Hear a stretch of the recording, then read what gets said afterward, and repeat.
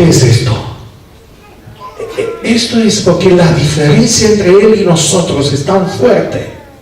Y cuando uno realiza quién está presente, la reacción, ¿cuál es?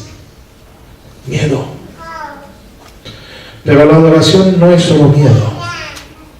Porque cuando Dios se muestra en su naturaleza, Dios no es solo diferente de nosotros, es también bueno.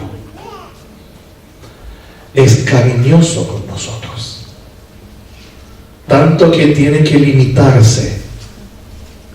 ¿Saben que Dios tiene que limitarse cada vez que se muestra? Decía el salmista, me voy al oriente y estás allá, me voy al norte y estás allá. Dios presente en todas las cosas, presente en todo, no hay lugar. Y este Dios infinito, decía David, los cielos no te pueden contener y vas a venir a vivir con nosotros en una carpa. ¿Sabe qué significa esto? Que Dios tiene que limitarse. Y en esta limitación Dios nos habla en un idioma que entendemos. Tan lindo, dice Juan, y el Verbo se hizo carne y habitó entre nosotros. Y nosotros hemos visto que su gloria. ¿Han visto que experimenta la gente cuando ve la gloria del Señor? Es esta mezcla. Porque en el mismo tiempo te produce temor. Pero cuando te das cuenta que Dios es bueno, te produce alegría. Y esta mezcla extraña, porque son dos sentimientos tan opuestos. Esto es el espíritu de la adoración. En teología, los teólogos lo llaman los misterios de la adoración. Le han dado dos nombres en latino. El mysterium fascinosum, lo que nos fascina, y el mysterium tremendum, el temor. Le puedo dar un ejemplo para entender cómo es esto. ¿Se acuerda del día cuando Moisés con sus ovejas se pasó más allá del campo donde apacentaba las ovejas y se fue hasta, dice, a la montaña de Dios? Y Dios se le mostró, ¿dónde? En una zarza ardiente. ¿Y cuál fue la reacción de Moisés cuando vio esta zarza ardiente, que era diferente? ¿Cómo era diferente? Dice que ardía y no se consumía. ¿Y él qué dijo? Me voy a acercar para ver. Esto es cuando Dios se muestra, hay algo interesante, algo que nos atrae, algo que nos fascina. ¿Cómo puede? ¿Y cómo es? Esto va a ser la eternidad. Un objeto de encanto, déjame decirle así, que cuando vamos a descubrir cosas nuevas, y Dios siempre tiene cosas nuevas para él. Para los israelitas eran los nombres de Dios. Cada vez que se encontraba venía con un nombre nuevo. Primero dijo el Shaddai, el Dios muy altísimo. Después el Señor, más cerca, Immanuel, ¿sí? Dios con nosotros, y cada vez con un nombre nuevo. Y cada vez cuando uno descubría que este ser que algunas veces se mostraba como un guerrero, ¿se acuerdan en la noche de Jacob? Vino como un soldado, como un ladrón, pensaba él, uno que lo atacó. Y cada vez que la gente se encuentra con Dios, cada vez que las criaturas se encuentran con Dios, algo nuevo hay, atractivo. Esto, déjame decirlo así, es el motor de la adoración. Dice la Biblia sobre la nueva tierra, y cada mes y cada sábado, ¿qué van a hacer los seres? Van a venir para ver una cosa. No dice, bueno, pero lo hemos visto, ya tenemos 1.000.000 de años desde cuando fuimos salvos, ya vimos lo mismo. ¿Es así? ¿Piensan que va a ser así? ¿Que nos vamos a aburrir en el cielo? Dios nos fascina. Y el encuentro de los seres, ni hablo de los seres pecadores, hasta los seres celestiales, se asombran frente a Dios. Isaías ha visto una vez esta escena. Así empieza en su libro. En el año de la muerte del rey Usías, estaba yo en el templo del Señor, y allá estaban los serafines mirando a Dios y cantando el encanto y el asombro de ellos, diciendo: qué lindo, santo, santo, santo. Y cuando uno escucha el canto de los ángeles, y cuando uno ve la reacción de ellos, que nunca cayeron en pecado, descubre esto: fascinación y la otra cosa, que los ángeles parecen que la sepan, que la saben, porque dice la Biblia que tienen 6 alas, con 2 vuelan, con 2 cubren sus pies y con 2 cubren su rostro. ¿De dónde saben ellos que hay que cubrirse cuando te presentas frente a Dios? Porque esto es la experiencia que siente uno cuando está: alegría, traición, y en el mismo tiempo nos damos cuenta qué diferente es Él. Él es tan santo, decía algunas veces el salmista. Pero nosotros los humanos, tristemente por el pecado, hemos olvidado esta lección. Hay muchos debates hoy en la iglesia sobre cómo hay que vestirse, sobre cómo hay, ¿saben? ¿Sí? Hasta Moisés tuvo que aprender. En su fascinación se acercaba a la zarza, y ¿qué le dijo Dios? Para. Tierra santa. Porque cada vez que Dios se muestra en nuestro tiempo y espacio, el tiempo y el espacio cambia. Ya no es tierra común, ya no es una casa. Lo ha dicho Jesús: cada vez que 2 o 3 en su nombre lo invocan, ¿qué hace? Él está presente. Dios rompiendo el velo que separa los 2 mundos, y lo invisible se vuelve visible. Y cuando lo invisible se vuelve visible, no podemos vivir lo mismo. Y tenemos que aprender, si no sabemos, esta mezcla: el misterio de la fascinación y el misterio del temor. ¿Y qué hizo Moisés? Según la cultura de su tiempo, hay lugar para cultura en esto, se sacó los calzados y cubrió su rostro. Esta no se puede sentir en otras instancias de la vida. Esta experiencia no se puede sentir cuando uno se encuentra con un animal grande. Aunque hay gente que adora animales. ¿Qué siente uno cuando se encuentra con un animal grande o con una cosa espantosa? Siente solo temor, nunca alegría. Y también hay experiencias de la vida donde hay alegría, pero le falta esto. ¿Sí?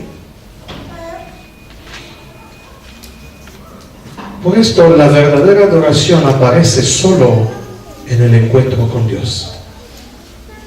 Y tristemente hoy día nuestra cultura y nuestro mundo tiene cada vez menos esta experiencia. Por esto, si van a hacer una encuesta y van a preguntar a la gente qué saben sobre Dios, van a ver que nunca han sentido esto. Hasta que el culto se vuelve una cosa aburrida. Porque si Dios no está presente, el culto sí es aburrido. Porque si le falta esto al culto, si Dios no está presente, ¿con qué me voy a deleitar acá? Capaz que el primer sábado me parece linda la iglesia, es grande, pero el segundo, el tercero, el cuarto, el quinto. Capaz que cuando la gente entra primera vez en una catedral, sí siente esto. Pero si Él no está presente y nuestro mundo está vaciado de la presencia. Primero, que Dios puede ser encontrado hoy día solo por su palabra. Es su camino de revelación. Dios no habita en lugares. La gente se va tristemente a Roma para encontrarse con Dios. ¿Han ido algunas veces allá? Yo estuve. Una iglesia linda, vacía. No está allá. También Jerusalén. Algunos piensan, capaz que en Jerusalén. Y cuando te vas a Jerusalén es más triste, más dramático. Porque son un muro de lamentos. Donde la gente está pegándose con la cabeza. Ahora viviendo lo que había dicho Jesús cuando lloró por la ciudad. Jerusalén, Jerusalén. Es la experiencia que sintió Elí cuando sus hijos murieron y cuando robaron el arca del Señor los filisteos. Y cuando nació este hijo y su madre al darle a la luz murió y le pusieron un nombre. ¿Se acuerdan qué nombre le habían puesto? Icabod. Se ha ido la gloria. Esta es la experiencia de nuestro mundo. Váyanse ustedes donde quieran, a Meca, en cualquier lugar. No está. Porque Él está en un lugar. La epístola de los Hebreos dice dónde está. Entró a la diestra de Dios. ¿Dónde? En un santuario hecho no por manos. ¿Y cómo se llega allá? Hay un solo camino. Por fe. Por fe. Y han visto que, no sé si le ha pasado, a mí me pasa cuando estoy leyendo la Biblia y de repente sentís que Dios está presente. ¿Han vivido esta experiencia? Tu casa, tu lugar donde estás leyendo se transforma en algo impresionante. Y uno puede vivir, ojalá que pudiéramos vivir todo el tiempo esta experiencia del encuentro. Qué lindo sería, y le digo que podríamos predicar y pensar en esto por siglos, y lo vamos a hacer. Pero acá en la tierra hay una cosa más terrible que la ausencia de Dios en la sociedad. Y ahora empieza la tragedia de nuestra humanidad. ¿Saben que, bueno, me salté algunos porque ya me doy cuenta, ni pregunté hasta qué hora, hasta 9:15, ¿podemos andar? Sí, porque ya me olvidé preguntar. Me salté las advertencias de Apocalipsis y todos, y hoy día sí, el mundo está preocupado, ¿no?, por qué sería esto de la marca de la bestia, ¿no? Es un punto importante de Apocalipsis. Hay también todo tipo de interpretaciones, de la más errónea hasta la más despistada, ¿sí? Desde que la marca de la bestia es un chip, que es el código de barras que está en los productos, que nada que ver. Esto es el engaño de la interpretación para que no leamos la interpretación verdadera. Si quieren la verdadera interpretación, lean el espíritu de profecía, que no habla nada de chips, no habla nada de esta cosa, sino te dice, como el signo de Dios es un día, también el signo de la bestia es un día. En realidad es un culto. Un culto. Por esto yo lo llamé el seminario de esta noche la misa de la bestia. Es un culto. Y para que sea culto, el diablo tiene que imitar los elementos de la adoración. Y él estuvo, déjame así, ensayando en la historia de la humanidad en dos instancias estos elementos. El primero yo lo llamo el experimento Babel. El experimento Babel. Dios había dicho, todos en toda la tierra, ¿sí?, cubrid la tierra, llenaos, multiplícanse y cubren la tierra. ¿Y qué dijeron ellos en Babel? No, nos vamos a quedar acá y vamos a hacer un nombre y vamos a subir. Y le pusieron el nombre Babilú, que puede significar dos cosas. En los idiomas antiguos puede significar la puerta para los dioses, o puerta de los dioses. O como se burla la Biblia, es Babel, confusión. Pero es algo impresionante para esta sociedad. ¿Se puede imaginar un mundo que tiene un solo proyecto? Que no hay huelgas, que no hay sindicatos, que no hay nadie que dice, no, va a ser muy caro, no podemos. Logró el diablo con un ideal interesante, unirnos a todos. Nadie dice, no, porque la Biblia dice, hasta que inventaron nuevas técnicas. Hasta entonces usaban ladrillos de otro tipo, ¿sí? Pero ahora dice, coscamos, no, como dice, sí, que cosamos los ladrillos y lo pegamos. Antes lo pegaba con una cosa, ahora se inventan nuevos materiales. Es todo un producto era el máximo de este tiempo. Y todos tanto que Dios mismo dice, no hay nadie que los pueda impedir para que este ideal se vuelva viable. Si Dios dice que no hay nadie, es así. Esto es terrible. Cuando hoy miramos cada sociedad fragmentada, cada provincia, fíjense en el mundo de la política, como es hoy. Quebrado. Y cuando uno lee Apocalipsis, van a encontrar esto, un mundo unido de nuevo. ¿Cómo logró el diablo? Porque promovió algo que es en nuestra naturaleza, el orgullo, el nombre, el renombre. Vamos a influir todo el mundo. Este era el sueño de Babilonia, de Babel. Qué bien que Dios entró en la historia de la humanidad y hasta hoy día vivimos lo que Dios ha hecho para que podamos ser protegidos del mal.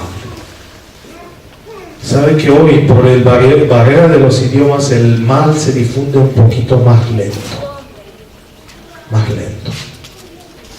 También la verdad se difunde más lento. Si se publica un libro hay que traducirlo y la Biblia misma está afectada por esto. Pero vivimos hoy día después de Babel y después de Pentecostés. El Pentecostés es Dios reparando de nuevo, ¿no? Este problema. Por esto cuando uno mira y piensa, ¿será de nuevo el mundo unido? Sí, será. Y será por los mismos mecanismos que ha ensayado el diablo allá. Él ha hecho otro experimento más interesante. Yo lo llamo el experimento Babilonia. ¿Se acuerdan cómo fue? Esto sí es más de adoración.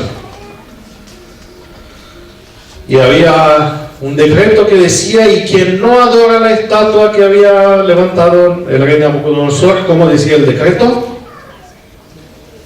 Sea tirado o echado en el fuego, en el horno.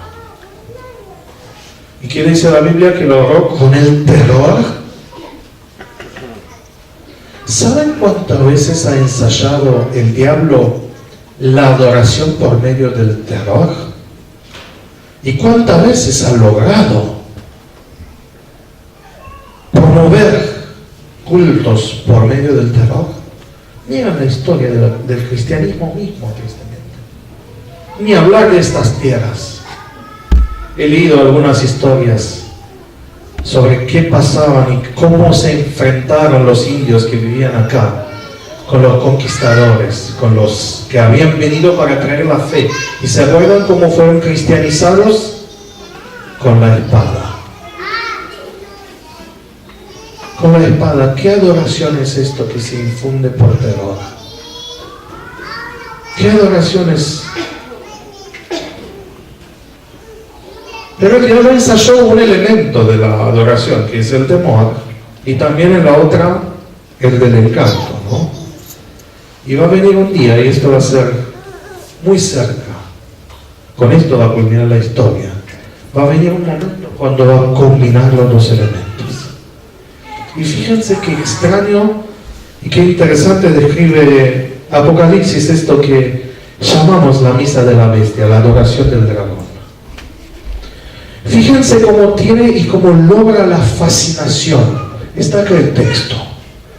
Una de las cabezas de la bestia parecía haber sufrido una herida mortal, pero esta herida ya había sido sanada, y el mundo entero, lean, fascinado, iba atrás de la bestia. Y nos dice Apocalipsis cómo, más tarde dice, hacía grandes señales y milagros. Describe hasta fuego, incluso hacer caer fuego del cielo a la tierra, a vista de todos. Con estas señales que se determinó hacer en presencia de la primera bestia, engañó a los habitantes de la tierra. Les ordenó que hagan una imagen en honor de la bestia, después que se le dio la espada y revivió. Esto va a ser. Y el mundo va a ser fascinado. Por siglos, casi 2 siglos, se promovió la idea que Dios no existe el sobrenatural, existe solo el natural, darwinismo. ¿Sí? Darwin, esto promovió un mundo natural. Imagínense para uno que toda la vida, para un científico que toda la vida negó la existencia del mundo sobrenatural, que de repente frente a sus ojos cae fuego del cielo. ¿Entienden qué fácil es engañar? Y convencer. Y Cristo ha advertido con siglos, milenios, 2 milenios casi antes. Y se va a decir, el Cristo está allá, el Cristo está allá. ¿Y qué dijo él a sus discípulos? No vayan. Este es el espíritu de Anticristo. De Anticristo. Pero tiene el primer elemento, el encanto. ¿Lo tiene? Si no creen, váyanse en cualquier lugar donde se le apareció a alguien. ¿Sí? Fátima, un pueblito famoso. ¿Sí? Y ustedes conocen, ¿sí? Ni hay que mencionar. La gente va mesmerizada por esto. Y muchos ni existen, son solo cuentos, pero imagínense cuando esto va a ser real, y va a ser real. Los demonios, así ve Apocalipsis, se abrió el abismo y salieron demonios para engañar el mundo entero. El espíritu de profecía habla del papel del espiritismo. Imagínense cómo es que te aparezca un apóstol y te dice, se cambió la adoración. Así lo describe. Y otros, y otros, y otros, y otros. El mundo no está preparado para esto. El mundo fue preparado por siglos en las escuelas, en todos los medios, para negar la existencia de Dios. Para negar el sobrenatural. Y ahora, ¿y han visto cómo están preparando el mundo? Ya hay películas, supuestamente, eso la burla, pero son películas con contenido religioso. Noé, ahora hicieron una sobre el Éxodo y todo esto. Una burla, una mezcla de mentira y verdad, de una perspectiva para que se pueda sembrar confusión. El mundo está preparado, está ya. ¿Cuánto? Es solo una cuestión de poco tiempo, de poco tiempo. Y el otro componente, el tremendum, el terror, está acá. El mundo entero fascinado iba tras la bestia. Adoraba al dragón. Ahora se muestra la filiación de adoración, el objeto. Dice, adoraba al dragón porque había dado su autoridad a la bestia. Fíjense qué palabras usa acá Apocalipsis, autoridad. También adoraban a la bestia y decían, ¿quién es como la bestia? ¿De qué pregunta tienen más los hombres? ¿Quién puede luchar contra ella? ¿Quién puede combatirla? El miedo.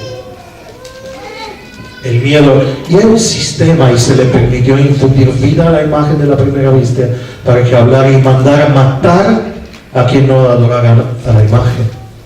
Además logró que todos, grandes, pequeños, ricos, pobres, libres, esclavos, se le pusiera una marca en la mano derecha de la frente, con visión o miedo, ¿se acuerdan? De modo que nadie pudiera comprar, vender, todo un sistema económico para infundir el segundo elemento del terror. Imagínense ustedes cómo sería una ciudad grande en Europa, de 5 millones de habitantes, en un invierno a menos 15 grados, que te corta la luz, te corta el agua, te corta el gas, si no aceptas. ¿Cuántos están preparados de vivir? Sobrevivir a una semana sin agua, una semana sin calor, una semana sin luz. ¿Han visto cuando se corta algunas horas la luz? Qué incómodo nos ponemos. Si no tenemos velas, qué complicada se pone la vista. Es tan fácil. Tan fácil. Lo terrible que a mí me espanta es esto que casi me da miedo cuando lo veo, esta palabra que sí me asusta de verdad. Toda la tierra. Toda la tierra. No dice muchos. Por suerte, y gracias a Dios, no es un todo completo. Porque hay un grupo tan pequeño que se llama remanente, que participa a otra misa, no la misa de la bestia, la misa del Cordero. Lo describe Apocalipsis lindo, vestidos de ropas blancas, con ramas en las manos. Ellos también experimentan el fascinoso y el tremendo, pero muy diferente. Y ahora déjame mostrarle qué lindo y qué interesante es la misa del Cordero. ¿Cómo hace Dios para que le temamos? Preguntaban los adoradores de la bestia, ¿quién es capaz de luchar contra la bestia? Sí, hay uno que puede luchar contra la bestia. Si Dios se mostraría en toda su majestad. ¿Se acuerdan cuando lo hizo en el templo? Habían transformado el templo en un negocio. Y cuando entró allá y su naturaleza divina, dice el Enoch que refulgó, ¿sí? Dice que pensaban que había venido el juicio final. Dios podría asustarnos a todos si se manifestaría en esta naturaleza suya, que es tan diferente, tan potente. Se asustaron los discípulos cuando Jesús dijo al mar, cállate. Y en un instante el mar, no sé si han vivido algunas veces esta tensión, el silencio desde antes de la tormenta. ¿Han visto qué impresionante es? Cuando casi no sopla nada, casi no es nada, parece que las nubes te aplastan y todo, ni pájaros cantan, ni grillos se escuchan. ¿Han visto? El silencio te infunde miedo. Ahora piensan ustedes cómo es el silencio después de la tormenta. Y un silencio de repente. Decían, ¿quién es este que puede mandar hasta? Dios podría elegir y lo mostró una vez para que sepan cómo es en Sinaí. Dice la Biblia que temblaba la montaña, salía humo y fuego. Y dice que el pueblo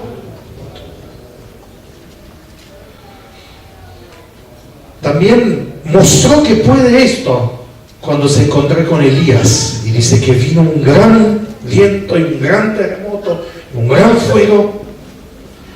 Pero me gusta cómo elige Dios no mostrarse así. ¿Se acuerdan que decía la Biblia cuando se le mostraba así a Elías?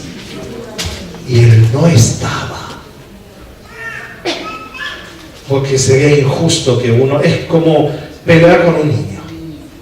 Sí. Claro que va a ganar, ¿no? Cualquiera de nosotros, si peleamos con un bebé, ganamos, ¿no? La bestia sí puede hacerlo y lo hace. El diablo sí, así con poder y fuerza. Así es su reino. Así decía Jesús. Los reyes de este mundo gobiernan sobre sus pueblos ¿cómo? Con autoridad y poder y miedo. Pero Dios elige otro. Y es impresionante de dónde se genera el terror de Dios, el temor de Dios.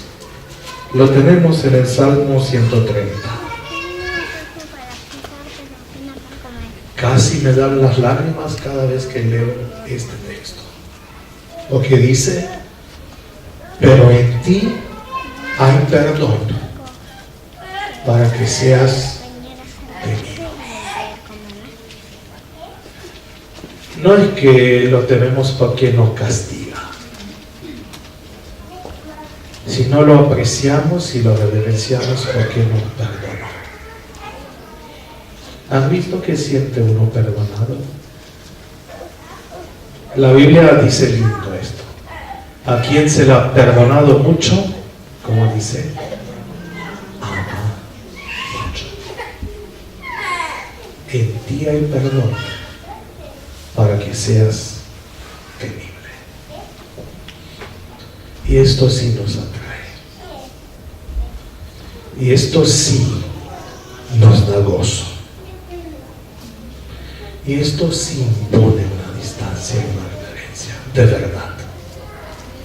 Porque a quien se la perdonó mucho, ama mucho. Y para fascinarnos,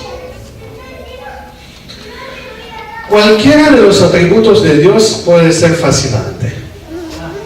Piensan en su inteligencia. Nos maravillamos cuando leemos sobre algunos genios. Justo vi un documental sobre algunas personas. Hay uno que se sabe como 4 millones de páginas de memoria. Solo mira, puede leer en 10 segundos 2 páginas simultáneas y todo lo que lee se acuerda. Y es impresionante, ¿no? Pero ¿qué es esto comparado con el que sabe todo? Es impresionante, ¿no? Cuando pensamos cómo es Dios. Y si pensamos en el tiempo, el anciano de días, no hay otro más viejo que él, no hay otro más. Cualquiera de los atributos de Dios son no fascinantes, una maravilla. Pero Dios ni esto elige. Podría elegirlo, pero no elige esto. Hay algo tan lindo en el texto de Zacarías 9:9. Alegrate mucho, hija de Sión, da voces de júbilo, hija de Jerusalén. Y aquí tu rey vendrá a ti, y como dice, justo, salvador y humilde, cabalgando en un asno de un pollino. ¿Qué es más atractivo, qué es más fascinante que Belén? Dice Juan, y el Verbo se hizo carne, y nosotros hemos visto su gloria. Un bebé en un pesebre, sin gloria, luz del mundo. Solo los ángeles se dieron cuenta qué lindo fue lo que pasó. Y un grupo tan chiquitito, algunos pastores y los sabios del oriente que habían venido. Hay un canto antiguo cristiano, uno de los himnos, dice: qué misterio, Señor, qué admirable sacramento, que vean los animales tu nacimiento. Estos fueron los bueyes, los animales y pocos. Y cuando miramos hacia Dios, tan grande que se puede hacer tan pequeño, ¿qué sentimos? ¿Qué sentimos? Y dice Juan, y allá se puede ver la gloria de Dios, porque en el reino de Dios, el más grande tiene que ser como el más pequeño, como un niño. Y Dios no solo dice, sino Dios la mostró. Esto va a ser el objeto de estudio para la eternidad, y esta es la verdadera adoración. Ahora, cuando miramos y ponemos frente a frente los dos sistemas, me pregunto, ¿se dan cuenta qué importante es el momento de historia en el cual vivimos? ¿Se dan cuenta qué responsabilidad tiene el remanente para que anuncie esto al mundo entero? Temer a Dios y darle gloria. Y ahora viene, voy a terminar el mensaje de esta noche, ahora viene el desafío, porque hay uno que no quiere que la gente conozca al Cordero. Hay un enemigo que no quiere que la gente adore así. Por esto inventó, y hoy vivimos, muchos conflictos de adoración. Fuera de la iglesia, y lo más terrible es que lo tenemos adentro de la iglesia. Mi pregunta es si tenemos un Dios así, como se nos muestra en la Biblia. Si esta es la verdadera adoración, ¿por qué tenemos conflictos de adoración en la iglesia? ¿Acaso se metió también entre nosotros con sus planes, con sus doctrinas, con sus enseñanzas, con su falsedad? No sé. Pero mañana y mañana de tarde vamos a ver que capaz que así es. Por esto hoy día vivimos momentos importantes. Porque si no sabemos cómo adorar, ¿sabe dónde vamos a terminar? Con los otros. Fascinados, horrorizados y al final adorando al dragón. Que Dios nos proteja. Que la verdad de la Biblia nos enseñe la verdadera adoración. Que el Señor esté con nosotros.